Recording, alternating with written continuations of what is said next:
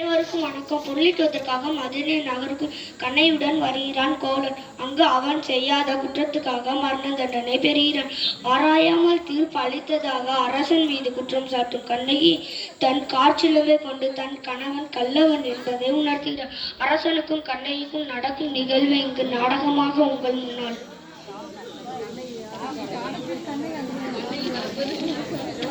உள்ள வந்து பாருங்கப்பா, ஏன் வெளியே நிக்கிறீங்க? பெண்ணே, நீ யார்? உனக்கு என்ன வேண்டும்? நான் அரசரை பார்க்க வேண்டும். எதற்காக அரசரை பார்க்க வேண்டும்? நான் அரசரிடம் நீதி கேட்டு வந்துள்ளேன். அரசே அரசே, நம் அரண்மனை வாயிலின் முன் அழுத கண்களோடு தலைவிதி கோலத்துடன் ஒரு பெண் வந்து நிற்கிறாள். அப்படியா? அந்த பெண்ணிற்கு என்ன தீர்வு என்று கேட்டாயா? கேட்டேன் மன்னவா. அதை பற்றி உங்களிடம் தான் கூற வேண்டும் என்று சொல்கிறார். அவள் உங்களிடம் நீதி கேட்டு வந்திருப்பதாக கூறுகிறாள். நீதி கேட்டு வந்திருக்கிறாளா? சரி, அந்த பெண்ணை உள்ளே அனுப்பு. அரசர் உங்களை உள்ளே அழைக்கிறார். இளங்கோடி பென்ற பெண்ணே, கழுத கண்களோடு என்னை காண வந்த காரணம் என்ன? நீ யார்? உனக்கு என்ன வேண்டும்? ஆராயாமல் நீதி வழங்கிய மன்னனே, என்னையா யார் என்று கேட்கிறாய்? சொல்கிறேன் கேள். உலகம் வியக்கும் மன்னம் ஒரு புறாவிற்காக தன் உடலே தந்த சிறுமனனை பற்றி நீ அறிவாயா?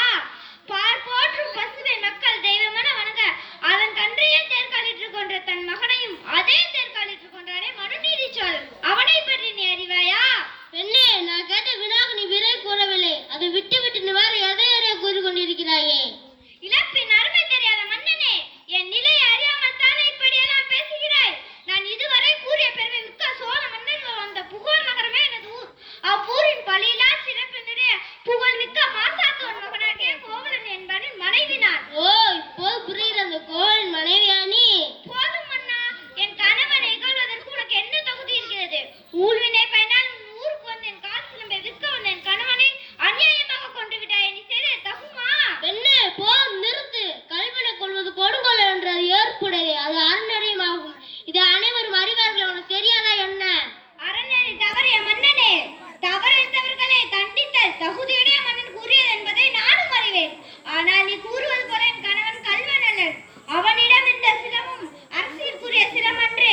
அதன் நினை சிலம்பு இதோ என்னிடம் உள்ளது. என் கால் சிலம்பின் பரல் மாணிக்க கற்களால் ஆனது.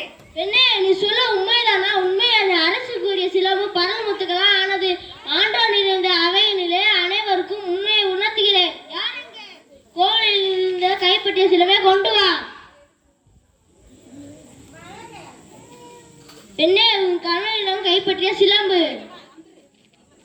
நீதி தவறாதவன் என்று உன்னை கூறிக்கொள்ளும் மன்னனே, ஒரு தவறும் செய்யாத என் கணவனை கொன்றது உன் அறநிலைக்கு இருக்கு என்று இதோ வைத்துக்கிறேன். இங்கே பார். தவறித்து விட்டேனே. பிற சொல்லை கேட்டு பெருமிலை செய்தேனே. யானோ அரசன், யானே கள்ளவன். இதுவரை என் குலத்தில் செய்யாத பழிக்கு ஆளாகிவிட்டேனே. இனிமேல் வெண்கொற்றை எதற்கு? செங்கோல் எதற்கு?